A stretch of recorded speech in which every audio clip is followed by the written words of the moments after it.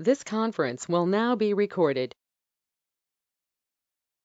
Hello, everybody. Jordan Girth here from the National Weather Service Office of Observations. Thank you for joining us for the Satellite Book Club Seminar Series. This is session number 85. Hope everybody's staying well. Today's presentation, ProbSevere LightningCast Testbed at the Ocean Prediction Center. Javier Villegas Bravo, the GOES-R Satellite Liaison to OPC and WPC, is joining us for the presentation today. Our facilitator is Scott Rodowski, physical scientist at NESDIS STAR. Thanks to both of you for being with us. I'd like to remind the audience that this session is being recorded. There will be an opportunity for Q&A after the presentation. Please enter your questions in the chat and we will field them through there. We're particularly interested in questions and comments related to this topic from our field offices and regional headquarters. So if you're from the Weather Service, please don't be shy. Also, I'd like to encourage any attendees that does ask a question in the chat. If you have not signed in with your full name or you're using your office account, please write your name in the chat, your full name in the chat, so that we can get back to you and follow up on that question if further information is needed to be provided. We're always looking for future presenters, so if you have an application you'd like to share with the field, please get in touch with us. And also, the training team can help create training materials that may be unavailable. Brian Mott at the Office of the Chief Learning Officer can help with your questions regarding that.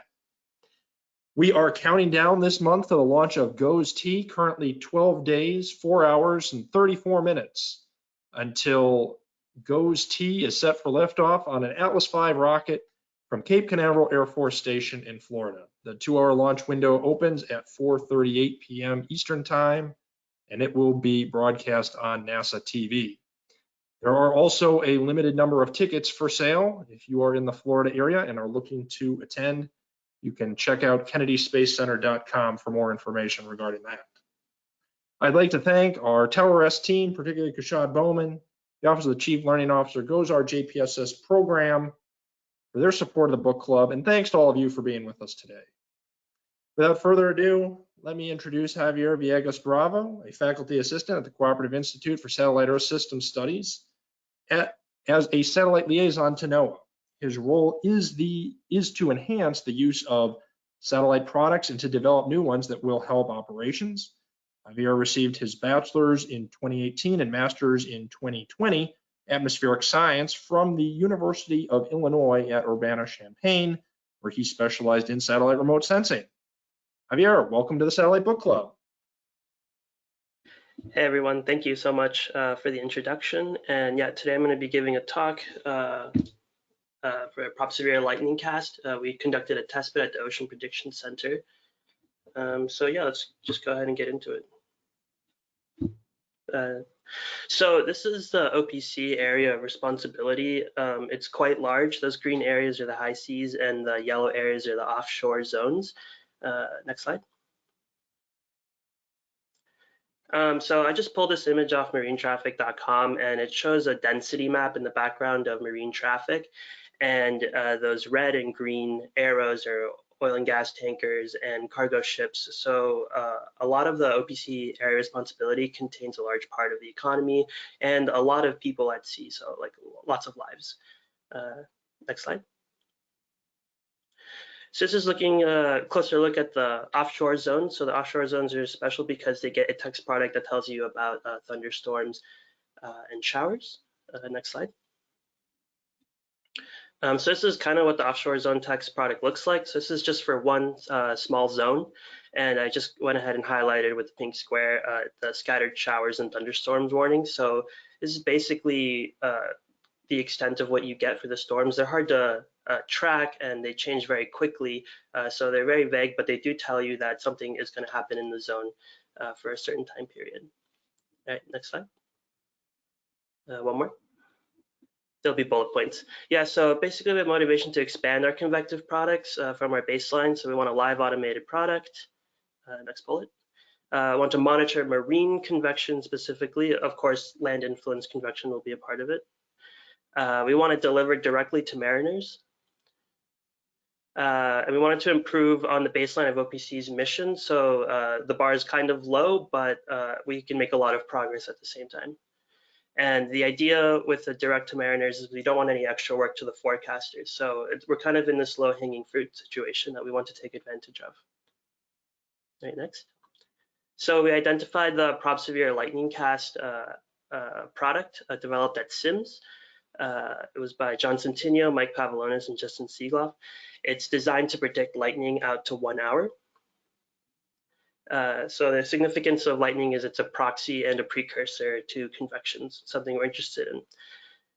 Their model is a semantic segmentation convolutional neural network, or UNet for short. It's a machine learning model trained from GOES imagery to match textures and pixel values to GLM flash extent density within the next hour. Next. So the input training data is from GOES 16 Advanced Baseline Imager. It uses 4 bands, 2, 5, 13, and 15. The visible band tells you about the textures of the clouds, so kind of like cumulus versus other more stable type clouds. 1.6 is snow ice absorption, so it kind of tells you about the temperature or ice production. And then 10.3 and 12.3 are the infrared windows, and it tells you about cloud top height, cloud top cooling, stuff like that. And they've done some sensitivity study to choose these bands, and this is what they found works best. The target training data is from the GOES 16 GLM flash extent density, where there was a at least one lightning flash within the next 16 minutes. And that was used to get the probabilities that there will be lightning in the next hour. It was trained over the CONUS region in 2019, mostly during the convective season. It had over 76,000 scenes, and about 5% of the pixels had at least one GLM flash within the next hour. So there's 2 classes, if there's going to be lightning or if there's not going to be lightning based on the input data. It's ran every 5 minutes on the GOES 16 and 17 CONUS PACUS regions and the mesosectors.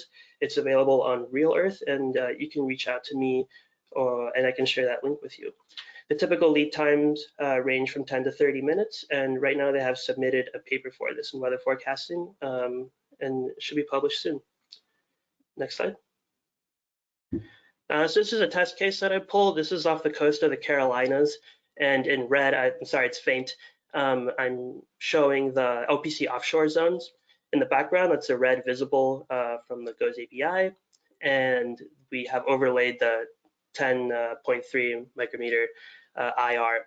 So where I circled in black are the probability contours that you get from LightningCast, and basically it's identified a region of some cumulus and some cooling cloud tops, and it's showing 10-25% probability contours there.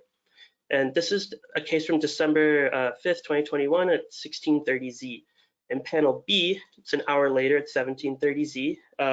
LightningCast is increasing those probabilities, and you can see more cumulus formation, more cloud top cooling. In panel C, finally, another 15 minutes later, 1820Z, we get our first GLM flash extent density activity. So in this specific case, it was land influence convection, and we were seeing good behavior from the LightningCast algorithm. Panel D is that same offshore text zone product, and just to remind that we are starting off from a very low baseline, where before we would say scattered showers and thunderstorms for today and tonight. Now this can give you like some graphical information and some time information that's a lot more accurate and can help mariners make decisions. Right, next slide. Right, so testbed goals. We want the OPC forecasters themselves to document and verify LC's behavior. And we want to decide if LC will improve on OPC's baseline convective product. Next one. And lastly, we want to provide this feedback to the developers because ultimately we would love to use this. So testbed design, it's a 30-day testbed. It ran from January 18th all the way until tomorrow. It was performed on the Outlook desk, typically from 5 to 6 p.m. Eastern time. I provided support during that window where I showed the forecasters how to use the Real Earth website, and that's the link again. Next, and the task was to load up at least 1 hour of relevant 5 to 10 minute imagery and fill out an accompanying Google form with all the questions. There was also an optional Google Drive folder to drop in screenshots, which was kind of a last minute idea, but I do think some good things came out of it. All right, so just moving right into the results. So the first thing was, when did they analyze? So it's a little confusing because the times are unique, so the binning is weird. But basically, we got some morning at 12Z, and most of them were in the afternoon starting. And the end time of the loops were usually 1 to 2 hours later. So that's about the time that we were analyzing. Okay, next. Okay, so the next question was, what LightningCast probability bin gave you the best actionable lead time? It's actually pretty equal across a different probability, but the 50 to 75% contour region won out. I believe in the paper they submitted, their objective analysis was around 30 to 40% probability gave the best lead time. So good agreement, but all the contours seem to be reasonable. All right, next. What approximate actionable lead time did LightningCast give for storms of interest? So this is a slightly different question. So this is like how much lead time they got in the storms of interest. So most of it was from the 0 to 20-minute time range. And also, interestingly enough, greater than 40 minutes. So I think what was happening is that, and we'll talk about this later, is that LightningCast will detect those cumulus and those cooling cloud tops, all those textures and pixel values, and the storm may or may not go off, and it may go off later, and it may serve as a monitoring tool just in case it does go off with lightning and convection. Right, next. Did the contours you analyzed have a reasonable footprint and time? So I wanted to know if they were trending ahead, behind the storms, or exactly where you were expecting them to happen. 65% of the surveys said that this was the case, that they were trending correctly. 19% said they were trending ahead of the storm, and 11% of the surveys said the contours were trending behind the storm. So this will be interesting later, because this question had different feedback than the verbal feedback that I got, but I think I may know why. Right, next.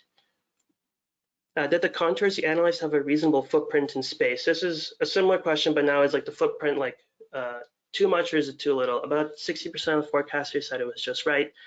And 11% of the contours are covering too large of an area, and about 20% said the contours are not covering enough. All right, next. So most surveys said the LC tended to underpredict lightning, but most of the written feedback said it overpredicted. Next bullet. The textures and pixel values that could lead to lightning don't necessarily end up producing lightning, leading to false positives. That's a lot of the verbal feedback that I got. But it could be a way to monitor areas of interest. But on the downside, I think this could potentially be confusing to mariners, since we want to directly disseminate to them. But I do think it could be a good tool for the forecasters. Forecasters said the LightningCast performed best over land-influenced convection. This makes sense. It's trained over CONUS.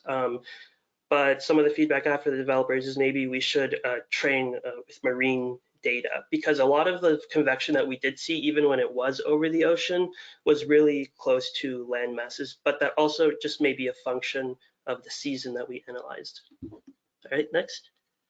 Forecasters recommended most often to underlay the air mass RGB or the geocolor. It can show boundaries, cloud type development, and moisture, and that's kind of where you expect convection to form.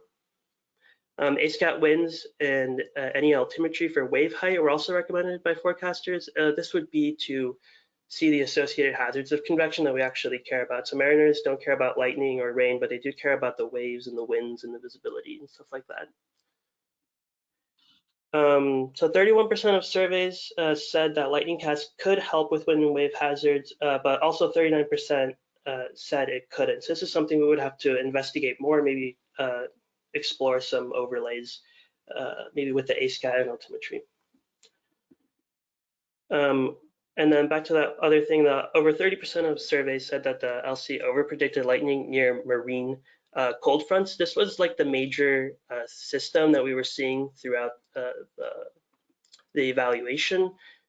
It happened mostly over the Atlantic and just near there. I think that also had to do with the timing of the evaluation as well. I believe a lot of the cold fronts strengthened into the night after they passed the offshore zones. Okay, next, so these are the testbed challenges. So I did learn quite a bit. So we couldn't incorporate LightningCast into AWIPS due to stability issues at OPCN. So we use the Real Earth website so we could have evaluation within a reasonable time. At AWIPS for OPC, we don't expect to be adding new products for potentially another 5 or 6 months while we upgrade our hardware so we can have stable incoming products for the forecasters. Okay, next.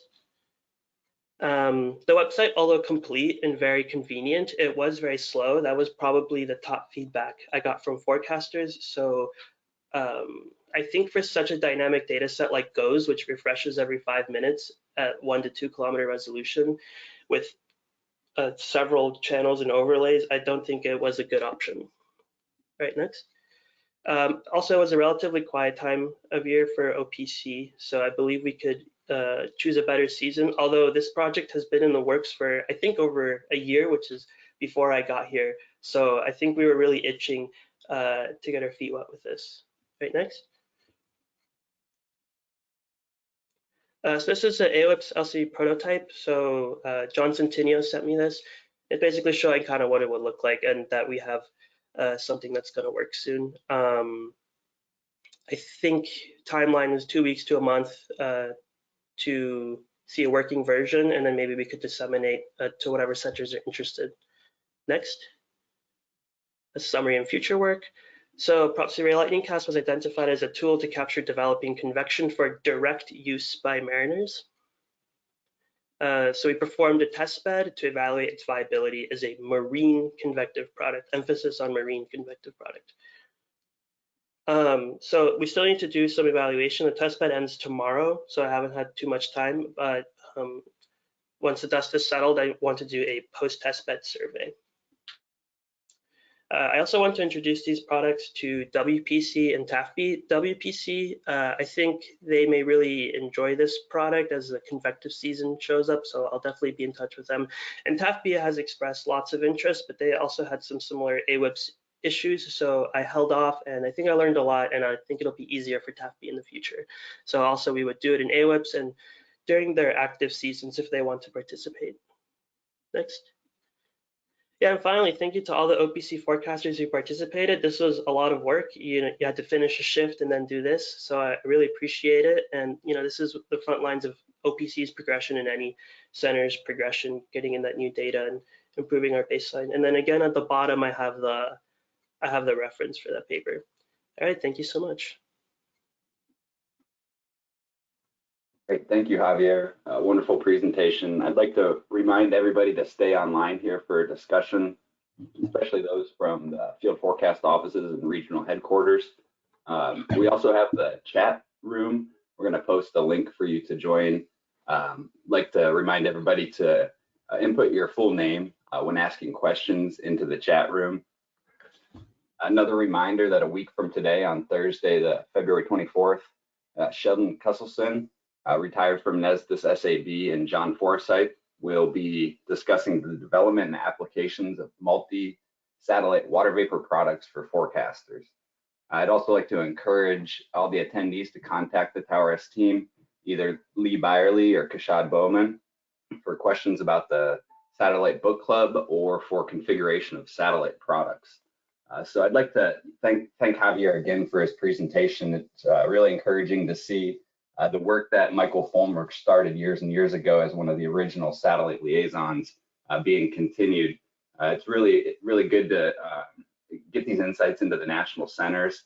The project that you described here, Javier, really shows how important it is to get this type of forecaster feedback to the product developers and how important the role that you play there is.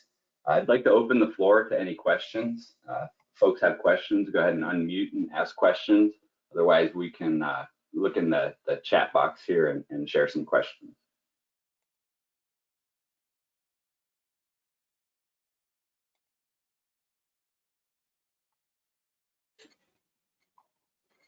Should I go ahead and answer the Joseph Patton's question?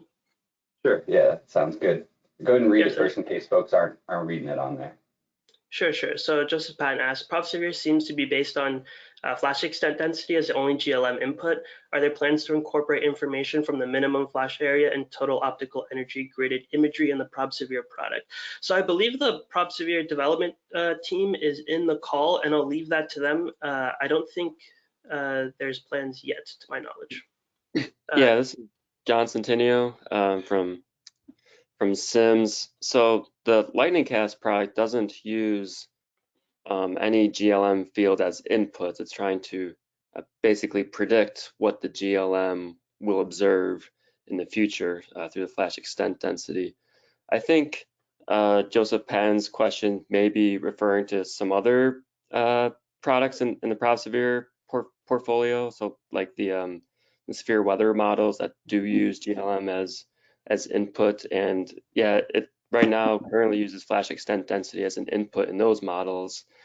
We have investigated total optical energy, haven't found that to be particularly useful for severe weather prediction. We haven't fully investigated a minimum flash area. We have looked at average flash area, but it seems like minimum flash area could be helpful in the future.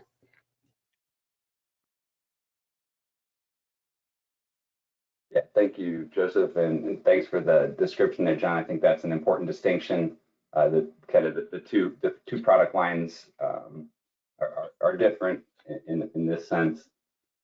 Does anybody? I don't see any additional questions in the chat here. I see that Mike posted earlier where you can find some additional information. And again, there's the feedback here, the feedback form where you can submit additional questions. And then Scott Lindstrom put in the chat where you can find the product in real time.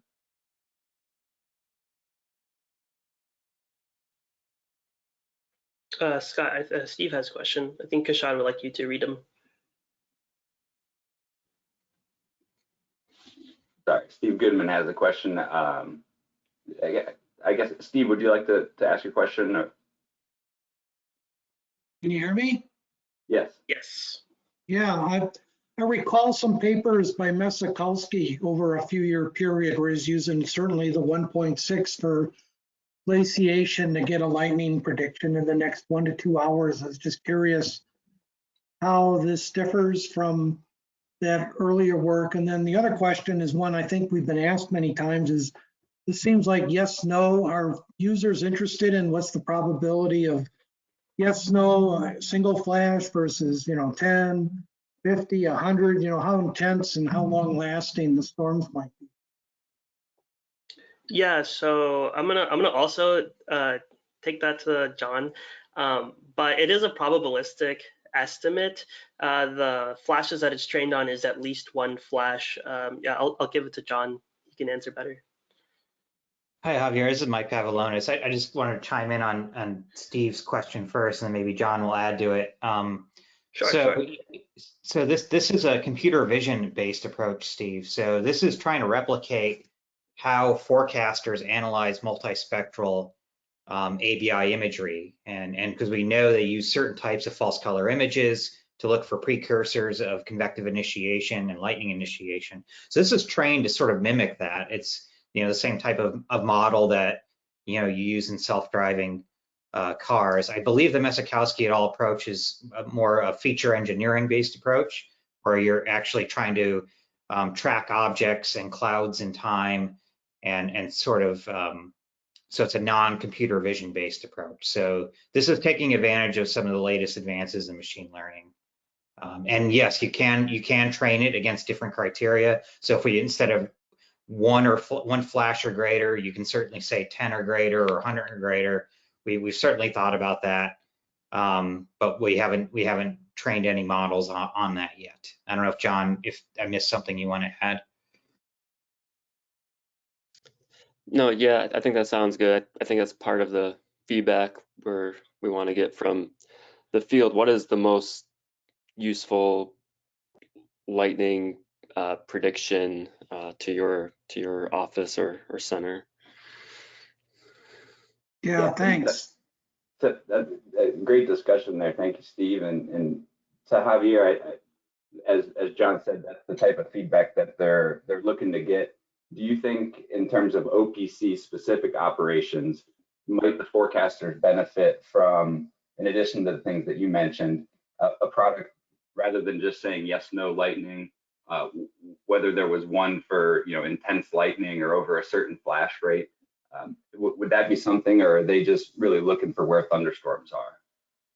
I would really have to see first, like the marine convection performance improve before making that call. But what I heard from the forecasters was that there was a lot of overprediction, or maybe within the 1 or 2 hour time frame that they were looking at, they never saw the GLM go off. So what my assumption is that with the one flash in the next 60 hours criteria for training, what we were seeing was these storms that could go off and potentially produce a flash, but we can't see. Maybe the probability of detection, or sorry, the false alarm rate could go down if we increase the number of flashes for the training purposes, but I don't know what the effects of that will be. From my understanding, mariners are pretty strong-willed, and they'll go into a lot of types of weather, and lightning and rain, of which is no problem to them. But the convection associated with it that could cause winds and waves will be a problem. So that's kind of like a sensitivity study that may involving ASCAT and some significant wave height information in the future. Yeah, thank you. That reminded me that we could ask John and Mike if there's any distinction made between oceanic and continental regions. And I mention that because the characteristics of the lightning flashes are so different. In terms of lightning over the ocean is much less frequent, but when it does occur, it tends to be stronger and larger. Is that something that's considered right now at this point, or might be considered in the future?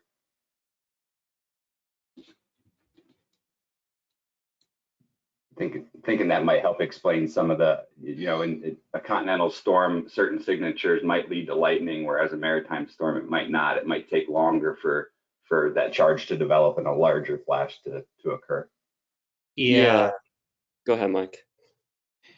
Well, I was just going to say, I mean, so the only thing that the model knows about oceanic convection is the, because the training did include offshore regions.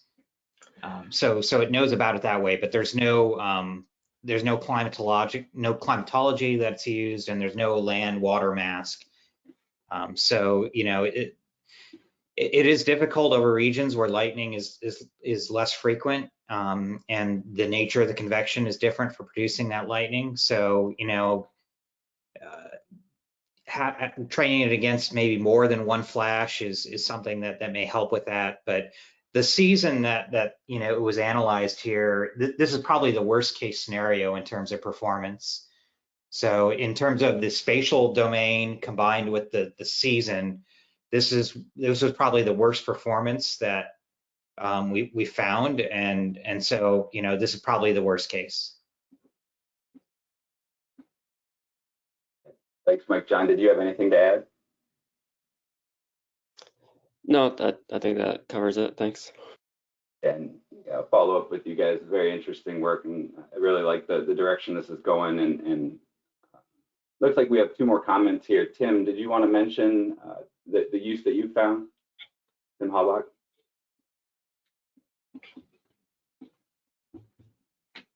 Yeah, LightningCast is something that we've been finding we've needed to use when we're on site. Our biggest event is the state fair, and they have a lot of these rides where it takes about a half hour, 45 minutes to, if you have lightning or something bad coming in, that you need that heads up for clear the people off of it and be safe. So we found we didn't really have a good way to be able to predict that outside of using this and some of the other some of the different satellite layers that you had on there to get a good sense of what are the probabilities that lightning is going to be occurring at this site in the next half hour to 60 minutes. And this just increased the forecaster's confidence in what they were doing and what they were telling to the event safety people for the fair. So it's something that we've got all our forecasters going through and training and making sure that they have that up for any of the on-site work that we're doing. So it's a great tool for us. Thank you. That's good feedback to hear. And then there was another question from Donald. If you wanted to ask. Yeah. I just put a comment in there. I guess kind of a question. Just the thoughts from the developers on if you did base it on more than one flash, could that potentially shorten the lead time of first flash? Because I know a lot of people are looking at this as a helpful indicator for first flash for DSS events. Yeah, the thing I would say is it doesn't have to be one or the other. So you can have multiple models because it is so fast. It's expensive to train, but that's done offline. But to actually run it, it's super efficient. So you could conceivably have a model that's trained off of one flash or more, so that you have that. It's very important for lightning initiation and decision support scenarios, and then have another one that is geared towards more intense lightning if there was a need for that. Question, Donald. Thanks, Mike. I guess while I'm thinking about it, are there other plans for test bed demonstrations this year? Right now, the southern region, NWO southern region, Chad Gravel is coordinating an evaluation activity, and then we're also targeting the hazardous weather test bed for LightningCast. So the AWIPS plugin should definitely be ready by then, and that will be a good opportunity to sort of get feedback on it as it's sort of meant to be displayed in the forecaster's environment. But any other opportunities between those and we're certainly open to. Javier, do you think OPC would be interested in a testbed later this year, or WPC or TAFB? TAFB was very interested. WPC, I think, would be interested. And then OPC, we're having talks about maybe like in the active season, but we would just have to clear it with everyone. We don't want to fatigue them with this particular test bed. But yeah, I am targeting the 3 centers right now. Yeah, thanks. And hopefully by that time, this will be running well, and AWIPS might make it a little easier usability. Yes, exactly. Yeah, OPC does have that roadblock, and I'll have to talk to TAFB to see where they are. I remember last year they had some stuff to do on their AWIPS before they could get to LightningCast.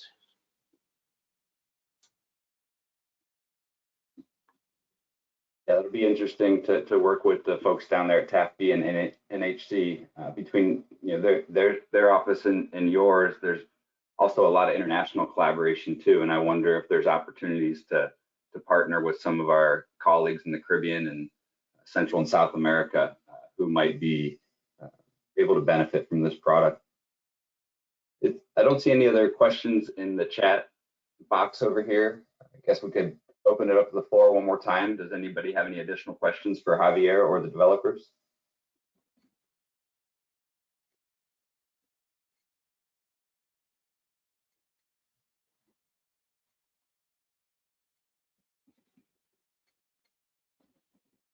All right. I think we have the questions all documented here. I'd like to thank Javier again and send it back to Jordan for a wrap up. Okay, thanks so much, Scott. And Javier, thank you again for your presentation. And to our audience, I really appreciate you being with us today. As has already been mentioned, we're going to continue the Satellite Book Club again next week at the normal 12 noon Eastern time. Sheldon Cusselson and John Forsyth are going to be talking about the multi-satellite water vapor products for forecasters. So I hope you will join us for that. In the meantime, if you need to contact the TowerS team about the Satellite Book Club or the configuration of satellite products, please feel free to reach out. We are standing by and want to help you. So once again, thanks to our TowerS team for their support of the book club and everything they do to provide the field with the latest and greatest satellite imagery and products. So with that, we are counting down to Goes T. Please take care. Join us again next week, and we'll see you then. Bye now.